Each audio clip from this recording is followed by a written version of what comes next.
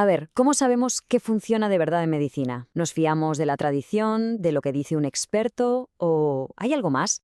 Hoy vamos a hacer un viaje desde la intuición y la autoridad hasta la evidencia pura y dura. Un cambio que literalmente decide entre la vida y la muerte. Bueno, vamos a meternos de lleno en esto. Este desafío, que es bastante dramático, es del siglo XVII y nos demuestra que esto de cuestionar lo que se da por sentado en medicina no es nada nuevo. Fijaos, un médico estaba tan harto de la sangría, que era una práctica súper común, que propuso lo que hoy llamaríamos el primer ensayo clínico de la historia. Lo que él quería eran pruebas, no solo creencias. Y esto, en el fondo, es el espíritu de la medicina basada en la evidencia, siglos antes de que le pusiéramos nombre. Y es que, claro, su escepticismo tenía toda la razón de ser. Durante siglos, muchísimos tratamientos que se consideraban buena medicina eran, en el mejor de los casos, inútiles y, en el peor, directamente peligrosos.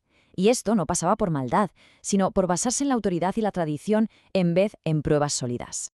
Es que es alucinante pensar lo que duró esta práctica, más de 2000 años. Y lo más fuerte es que incluso después de que las estadísticas demostraran que no servía para nada en los años 1820, todavía se tardó casi un siglo en dejarla de lado por completo. Esto nos deja ver el poder, a veces súper peligroso, que tiene la tradición en la medicina y, claro, el coste humano de no cuestionar las cosas. Y ojo, que la sangría no fue un caso aislado, ni mucho menos. Lo que de verdad llama la atención aquí es lo recientes que son algunos de estos ejemplos. Fármacos de los años 50, de los 70 e incluso de finales de los 90. Todos se aceptaron basándose en la opinión de expertos o en la teoría del momento, y todos acabaron siendo perjudiciales. Esto nos enseña que es un problema que se repite una y otra vez. Vale, ya hemos visto lo que pasa cuando confiamos a ciegas en la autoridad. Pero, ¿y la experiencia personal? La de un médico, vamos. Eso tiene que valer para algo, ¿no? Pues bien, vamos a ver por qué también puede ser una guía bastante peligrosa. Esta es una historia muy potente, muy personal, de la autora del material en el que nos basamos. Durante su embarazo, tuvo una reacción súper fuerte y que le dio mucho miedo a un medicamento muy común para las náuseas. Como ella misma dice, nunca más lo recetó. Es una reacción totalmente humana, súper comprensible. Esa experiencia, tan única y tan viva, marcó para siempre su juicio clínico. Pero aquí viene el giro, el punto clave. El riesgo de tener esa reacción tan específica es bajísimo, solo 1 entre varios miles. Su experiencia personal, que fue real y traumática, no es un reflejo de la realidad estadística. Su vivencia, aunque es totalmente válida, es una excepción. Y las políticas de salud, claro, no pueden basarse en excepciones, sino en lo que es mejor para la mayoría de la gente. Y esto nos lleva a un punto fundamental, las dos formas que tenemos de conocer en medicina. Por un lado, la experiencia personal. Es emocional, se te queda grabada, pero muchas veces se basa en casos rarísimos. Por otro lado, la evidencia colectiva.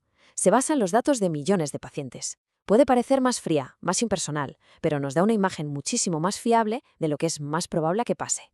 Entonces, si ni la autoridad ni las anécdotas personales son guías fiables, ¿qué nos queda? Pues aquí es donde entra en juego la solución, la medicina basada en la evidencia, o MBE. Aquí tenemos la definición del libro, pero vamos a desgranarla. Dice, uso consciente, explícito y sensato de la mejor evidencia actual.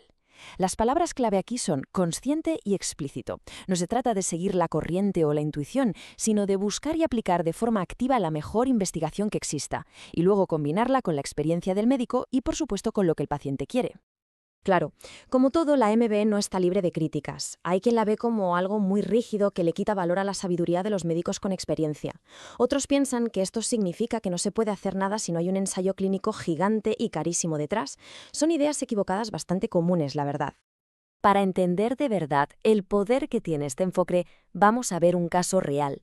Un caso en el que salvó literalmente miles de vidas, precisamente al juntar datos de estudios que, por sí solos, no decían gran cosa.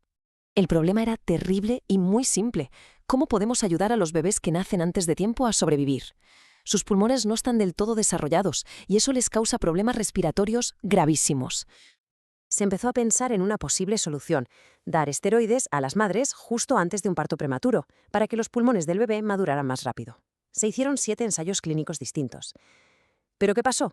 Que al mirarlos por separado, los resultados eran, pues, un lío, no eran claros. La mayoría eran demasiado pequeños como para mostrar un efecto que fuera estadísticamente significativo.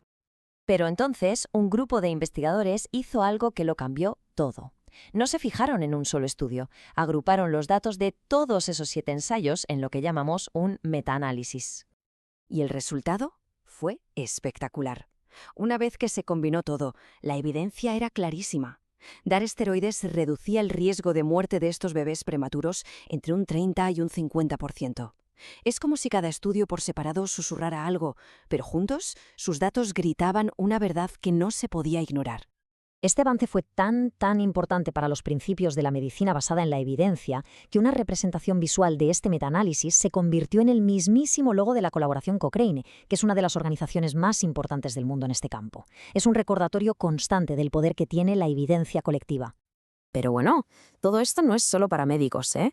Los principios de la MBE nos dan herramientas a todos para pensar de forma más crítica sobre nuestra salud. Y todo empieza por aprender a hacer las preguntas correctas. Para hacer esto, los profesionales usan una especie de truco, un marco llamado PICO. Primero, se define al paciente o el problema. Segundo, cuál es la intervención que estamos pensando.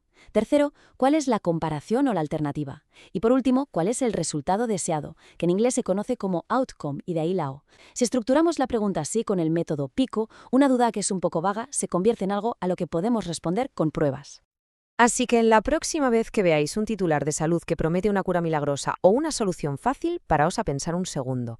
No os quedéis solo con la historia. Preguntaos, ¿y la evidencia? ¿Dónde está?